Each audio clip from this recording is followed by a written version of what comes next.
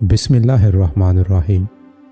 दोस्तों, बद किरदार औरत और मर्द की सबसे बड़ी निशानी ये है कि वो रिश्तों की पहचान भूल जाते हैं। एक रोज़ एक शोहर जब बाहर से अपने घर में दाखिल हुआ तो देखता है कि उसकी बीवी ज़ारो कतार रो रही है।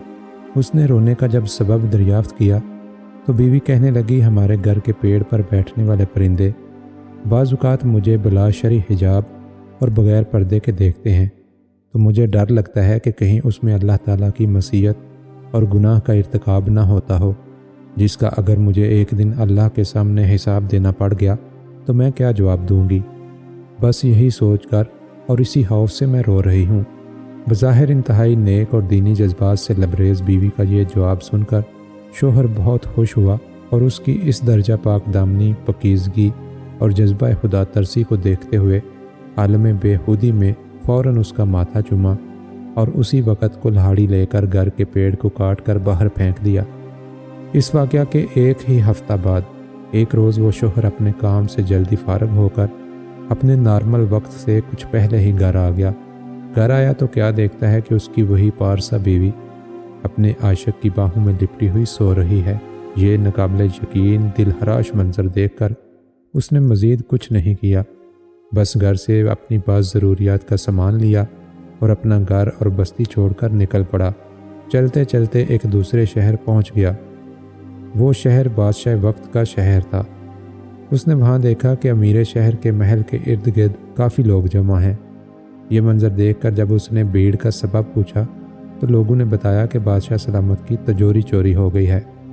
इसी दौरान उसी भीड़ में से एक ऐसे शख्स का गुजर हुआ जो पूरे पैर की बजाय सिर्फ अपनी उंगलियों के बल चल रहा था और बहुत संभल कर और बचा कर इंतहाई एहतियात से चल रहा था। उस आदमी ने जब उस शख्स के बारे में पूछा कि ये साहब कौन है, तो लोगों ने बताया कि इस शहर के दीनी गुरु, मजहबी पेशवा और शेख साहब हैं, जो अपनी उंगलियों के बल महज इसलिए चलते हैं ताकि उनके पाँव के नीचे कोई चूंटी आकर कहीं दब न जाए और उसकी मौत हो जाए और इस तरह वो नाहक कत्ल नफ्स के अजीम गुनाह के मुर्तकिब न हो जाएं। शेख साहब के मुतल्लक लोगों का ये जवाब सुनकर उस आदमी ने फ़ौरन और बर्जिस्ता कहा, अल्लाह की कसम, मुझे बादशाह के ख़जाना और तिजोरी के चोर का हतमी पता चल गया है। मुझे इसी वक्त बादशाह के पास ले चलो।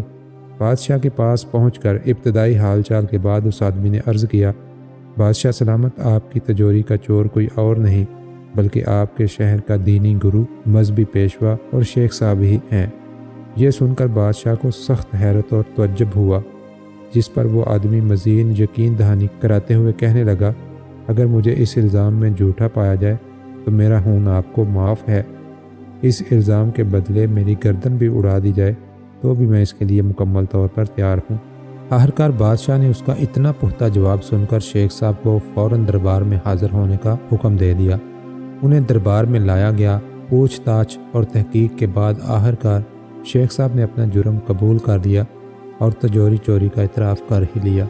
शेख के इकरार जुर्म के बाद बादशाह उस शख्स से कहने लगा, तुम ये बताओ कि आखिर तुमको कैसे पता चला कि चोर यही शेख साहब और गुरु हैं, जबकि वो अपनी ज़ाहरी शक्ल सूरत और वज़ाकता से इंतहाई नेक, साले और पारसा नज़र आते हैं। बादशाह के इस सवाल का जो जवाब उस आदमी ने दिया अपने साबका तजर्बात की रोशनी में दिया। वो जवाब ये था कि जब भी इजहार पारसाई में मुबालगा आराई हो रही हो और जहाँ भी नेकी और फ़ज़ाइल के बयान में हद से ज़्यादा दिखावा नज़र आए तो आप फ़ौरन समझ लें कि वहाँ ज़रूर किसी बड़े जुर्म और गुनाह को छुपाने की कोशिश हो रही है। सच है कि सिर्फ लिबास पारसाई से शराफत आ नहीं सकती। शराफत नफ्स में होगी तो इंसान पारसा होगा। किरदार को कपड़ों में छुपा रखा है तूने, कपड़ों की तरह तो तेरा किरदार नहीं है। अल्लाह रब्बुल इज़्ज़त हम सबको ज़ाहिर के साथ साथ अपने बातन को भी संवारने की नेक तौफीक नीज़ हमेशा सच्ची पारसाई और हकीकी तकवा नसीब फरमाए। आमीन। दोस्तों, वीडियो को लाइक करें, इसको शेयर करें और अपनी राय का इजहार कमेंट्स बॉक्स में ज़रूर करें।